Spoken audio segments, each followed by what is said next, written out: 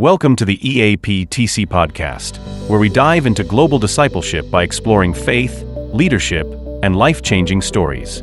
And each episode is dedicated to inspiring and equipping you with insights and wisdom to grow spiritually, lead effectively, and live purposefully as a committed follower and disciple of Jesus. Thank you for tuning in. Here is your host, Dr. Paul Sung-Ro Lee.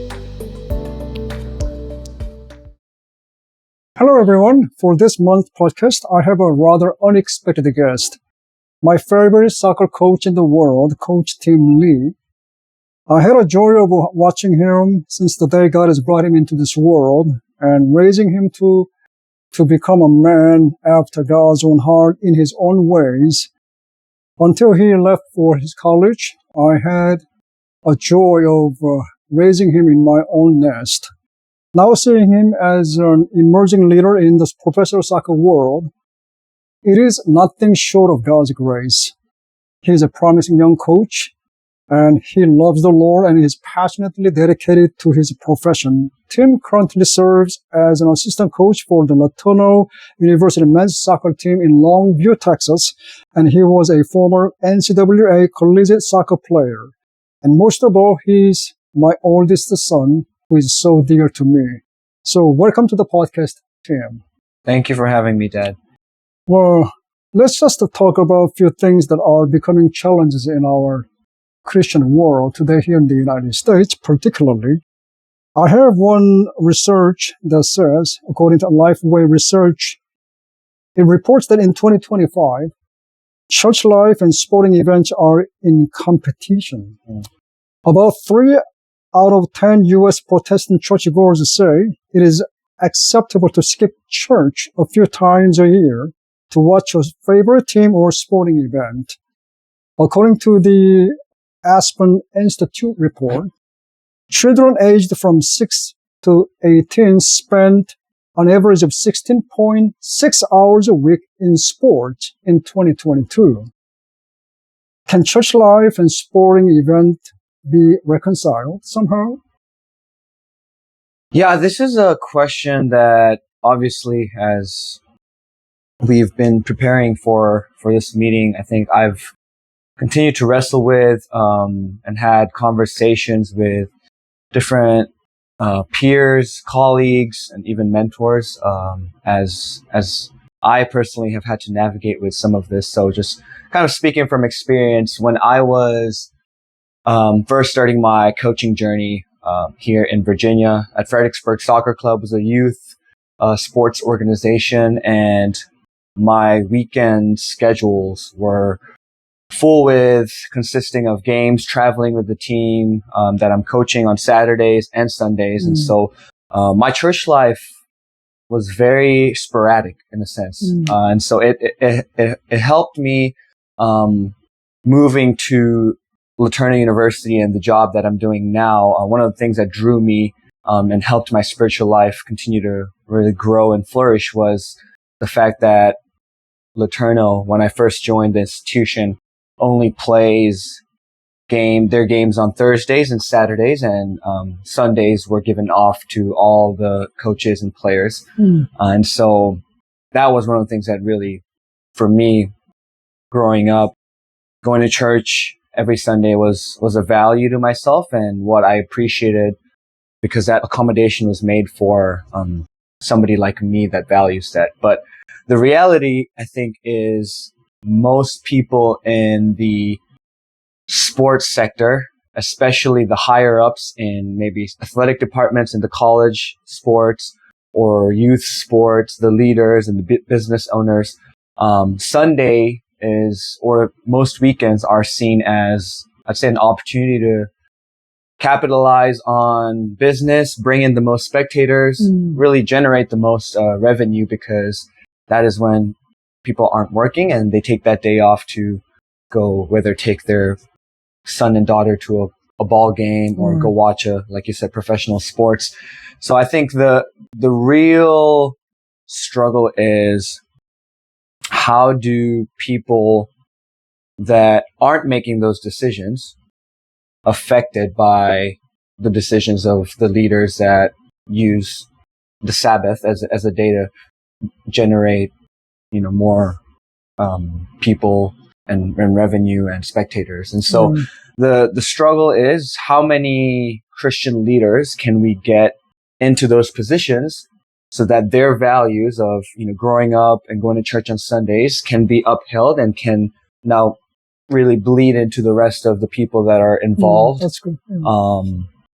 And until really that happens, because unfortunately, the world that we live in isn't a world that accommodates to Christian values. And so I think the struggle for us, and personally that I have to think about and wrestle with, is how do we still hold onto our values in such challenging environments. And so one of my good friends, he's the former assistant track and field coach at LaTourneau University, Brendan Provan. He actually shared some very practical ways that he likes to keep the Sabbath. And for him, it was about, if I have 7 days in a week, you see the example in Genesis, and even what God commanded to the Israelites in Exodus, that apart a day for rest, and he wants us to keep the Sabbath. And that's in our obedience to him, having 1 day of rest out of 7 days in a week, I think is important. There's obviously the biblical principles and blessings that come with keeping the Sabbath, I think. But I think statistically, Brendan shared with me that it is statistically proven that people are more productive when they do take that 1 day, 24-hour period of rest. The other 6 days of their work and their whatever they're doing actually ends up being more productive. It's statistically proven. And so not just the faith-based motivation behind it, but the practical and the success that you see with abiding to Christian principles. I think for me, that's where it's like, okay, if now my new conference that our team is going into, we're having to be playing on Fridays and Sundays. And so now the challenge for me is, okay, what will be my Sabbath, so-called Sabbath, where I'm not working and I'm dedicating that time to reflect, because that's what the Lord did when on the seventh day, he looked back at his work and reflected and spent time in just rest and communion with the Lord. And so that might have to be, a Monday for me now, especially because of the change in the conference. And so I think for individuals that struggle with this, it's really about the heart of, how do I continue to obey the Lord? Because that's how we love the Lord as Christians. And so, unfortunately, sports and the Sunday or Sabbath, so-called, I don't see it necessarily shifting hugely unless there's a huge shift of Christian leaders in the sports sectors. Well, it's really a good point. So it is very important to raise up leaders, Christian leaders in every sectors of society.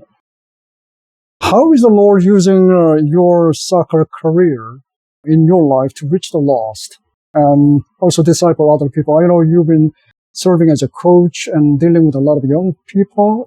Those who are under your care, they look up to you, right, as a coach. Can you maybe share some of the stories that you've experienced? Yeah, I think for me personally, even more as I've transitioned from playing as a college soccer player to coaching now, the Lord has really used the sport of soccer to prune me and shape me and mold my character to become like him. And I think one of the biggest things that I had struggled with growing up playing soccer is obviously the way the world operates and the way people have grown up, and what they tell you as you grow up is, you put this amount of work, you work this hard, you will attain this, and this will be the goals that you reach. And everything is, basically, they like to say that you determine the results and the outcome of your future. And I do believe in hard work, and I do believe in doing everything that you can do to be successful. But there's an element to, especially I think with soccer and sports, that I've realized there is a divine and a external so-called favor and blessing and touch of God that has to be there for things to unfold in a successful manner. And so I think for me, it was about letting go of that. I thought that I had control of, even when I was coaching my players, this first year as a coach, I think one of the things that I grew in, the Lord really worked in my heart and showed me, exposed the nature of control that I like to have. You think as a coach, if I tell this player to do this and I control, the training environment and I control the locker room environment, then everything will go in the way that I want it. We have control over nothing. And that is what I've learned. And God has shown me that in ways that, whether it's through my career, I had a career ending injury, tearing my ACL on my senior night. And that was something I couldn't control. And so I had to let go of, now I can't play soccer anymore. And what is God teaching me in this moment? And so what I like to tell our players is, really, soccer, when you look at it, it's a beautiful thing. I wouldn't be where I am without the game. But when that becomes your identity, that's where you struggle. And I struggled with it as a player. And one of my biggest goals as of right now in my role is to help players understand that soccer is just a piece of the bigger picture that the Lord wants to show you. And I think the ways that I've experienced that, just me sharing my story with the players that I'm coaching right now, and then seeing it in my life too, because they see how competitive I am when I coach them, when I push them on the field. But I have to also take a step back and say, okay, there's more to life than soccer.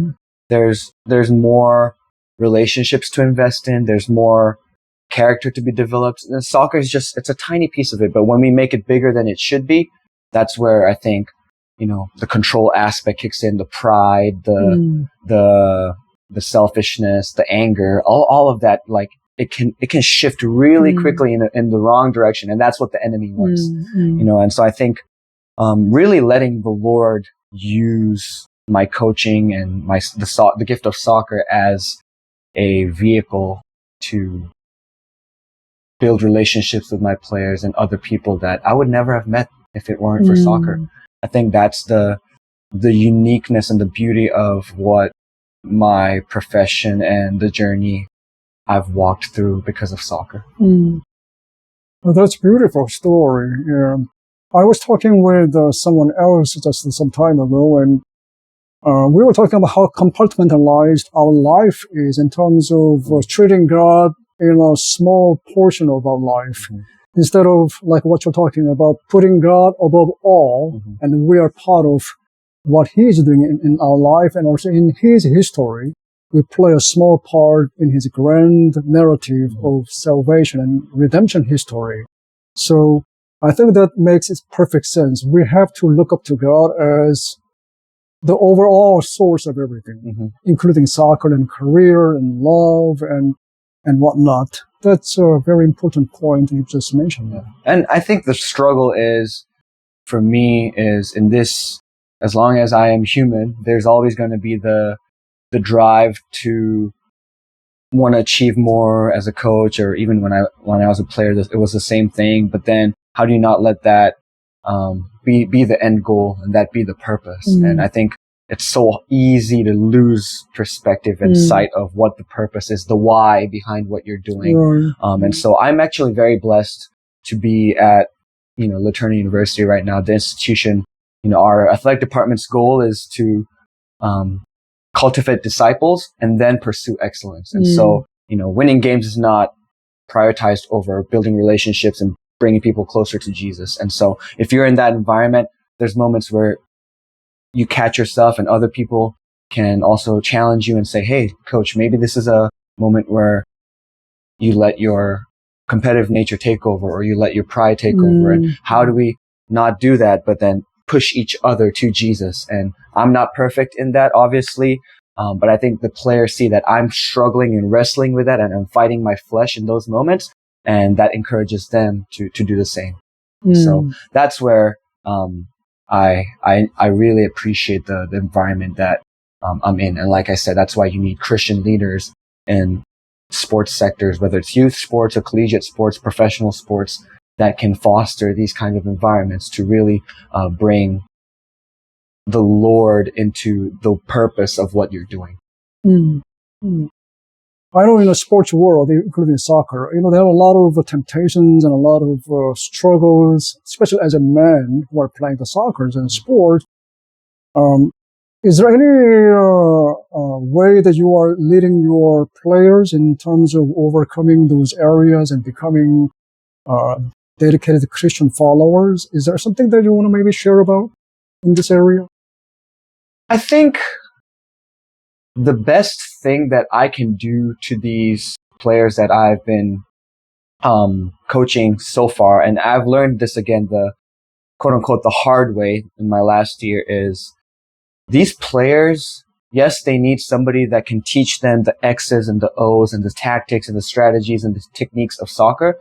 But more than that, these young men need somebody that they can trust and they can feel supported by and they can love and build a relationship with.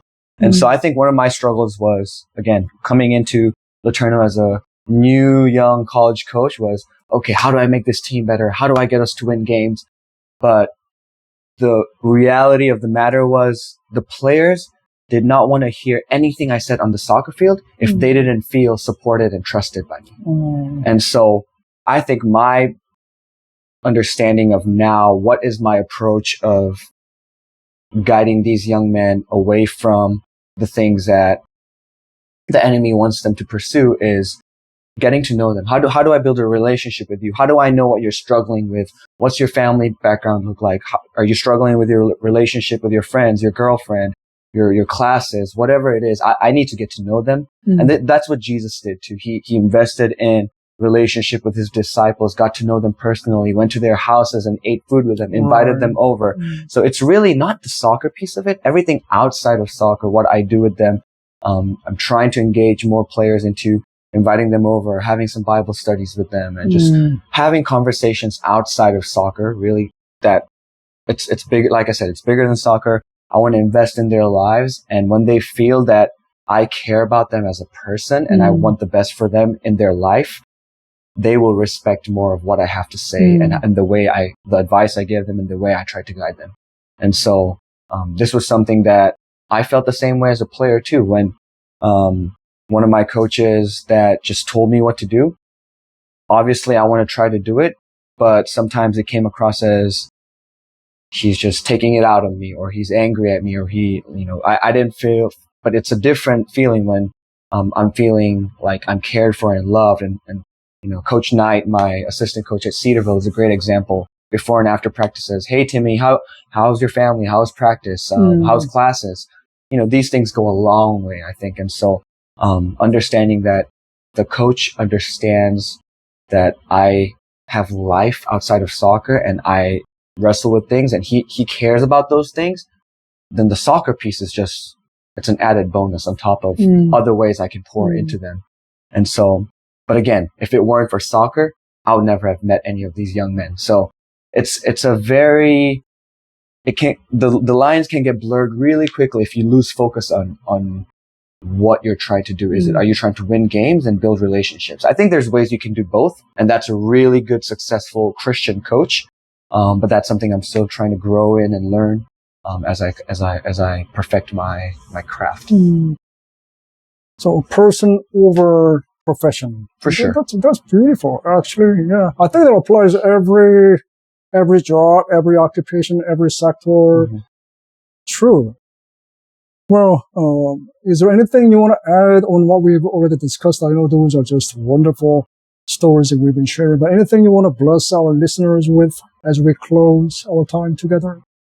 Yeah, I obviously, as I was praying about the opportunity to come out here and spend time with, family and you, and even hop on this podcast, one of the things that I have continued to think about and has been on my heart is the importance of community.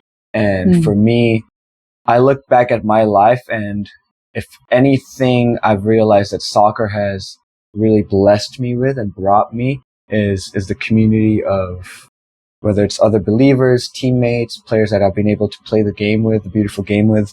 I think Christians these days tend to want to deal with whether it's personal issues, life, whatever it is, in an isolated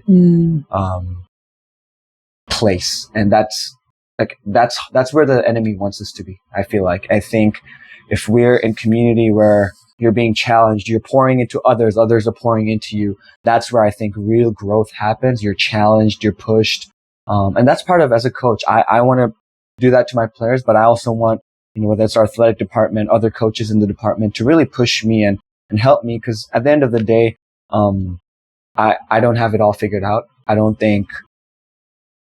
think you need to be wary of somebody who says that they do, because frankly, we're all just trying to pursue being more like Jesus, and again, that's part of the sanctification process. But we can't do it alone. I really don't think so. I think, if anything, my 2 years as a youth soccer club coach in Fredericksburg was really tough in terms of I didn't have that community that I was part of. Christian education growing up, high school, I went to Liberty, Cedarville University, all Christian institutions, and then straight out of college, just kind of going into the quote unquote real world with no strong Christian community is where I felt the most struggle and temptation. I had to wrestle with my flesh and my desires, and that was when I really realized the blessing of community and what that, and soccer brings that. For other people, it's different things, whether it's sports, whether it's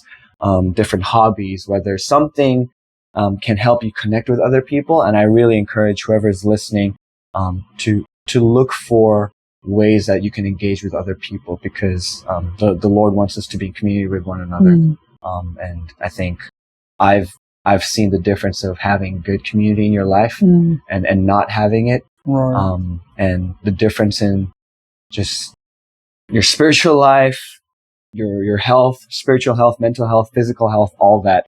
And so I'm really praying for those who don't have that. And you can see it even if you're part of a soccer team. It doesn't mean you're always connected to the community. There's a difference. You can be part of an organization, but you're still isolated in terms of how you feel and your engagement and stuff like that. So I pray that if there's people that don't have that they can find a local church, a small group, something out there that can help them walk in this small and narrow path that the Lord has invited all Christians to walk in.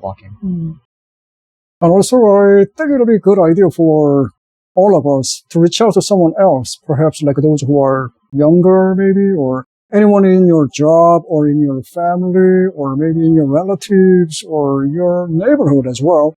Anyone who may feel isolated and doesn't know where to turn. And you may be the one that God has called to reach out to the person and become a friend, mentor, or someone to love. So that's, I think, a very beginning of a Christian discipleship. Thank you for sharing that. Yeah, of course. Well, thank you again, Tim, for all your professional insights and meaningful reflections on these timely issues and challenges that we are facing in our Christian discipleship today. May the Lord continue to use your influence for His glory and touch many more young people and all others who are related in the sports area. So God bless you. Thank you for your time with me. It was a joy to have you on this podcast. And to all our listeners, thank you for joining us today. And please don't forget to follow the podcast and subscribe to our YouTube channel as well. Until next time, God bless.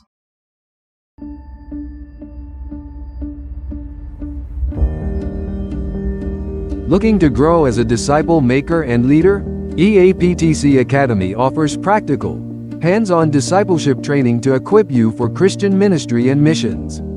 With a 9-month program and flexible study options, you'll receive first-hand guidance to fulfill the Great Commission. With a global reach and multilingual courses, the Academy partners with churches to empower individuals to live out the Great Commission. Whether through guided cohorts or independent study, EAPTC Academy prepares you for impactful ministry. Visit eaptc.online to learn more.